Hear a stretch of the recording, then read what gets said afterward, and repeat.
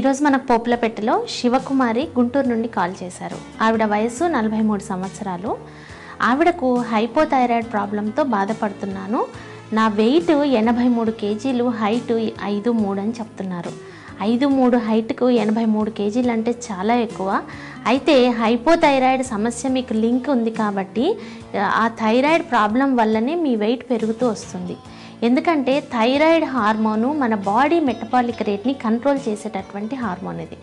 So thyroid ఎప్పుడైతే తక్కువగా పనిచేసి ఐరన్ తీసుకోలేకపోతుందో బాడీ నుండి, దాన్ని హైపోథైరాయిడ్ సమస్యగా మనం చెప్తుంటాం. సో ఇలాంటి వాళ్ళు తొందరగా మెటబాలిక్ డిస్టర్బెన్సెస్ వల్ల బాగా లావ్ అయ్యే అవకాశాలు ఎక్కువగా ఉన్నాయి. ఇలాంటి వాళ్లకు గాయిటర్ కూడా, అంటే గొంతు దగ్గర కణితిలాగా వస్తుంది కదా, ఇలాంటి వాళ్ళకే వస్తుంది.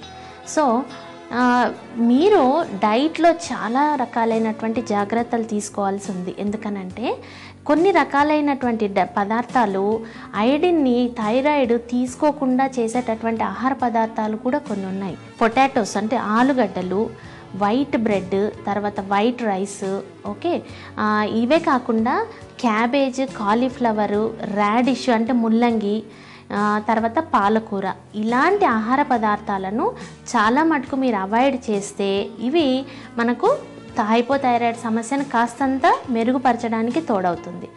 ఇదే కాకుండా జింక్ ఎక్కువగా ఉన్నటువంటి ఆహారం తీసుకోవాలి. జింక్ దేంట్లో ఎక్కువ ఉంటుందంటే ఈ చేపలు, మాంసము, ఎగ్స్, తర్వాత మిల్క్, నట్స్.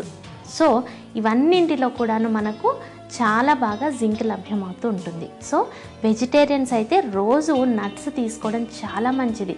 నట్స్ ఏవైతే మనం బాదాము, పిస్తా, వాల్నట్స్, తర్వాత కాజు పప్పు, ఇవే కాకుండా గుమ్మడి విత్తనాలు, అదే కాకుండా కర్బూజా, కలింగర పండు ఉంటుంది కదా, పుచ్చకాయ, వాటి విత్తనాలు కూడా మీరు రోజు ఒక 2 స్పూన్ల విత్తనాలు కానీ, లేదంటే ఒక 4 నట్స్ కానీ మిల్క్ సమృద్ధిగా తీసుకుంటూ ఉండాలి. ఇవన్నీ చేస్తూ ఉంటే థైరాయిడ్ సమస్యను ఫుడ్తో మనము కొంతవరకు కంట్రోల్ చేయొచ్చు.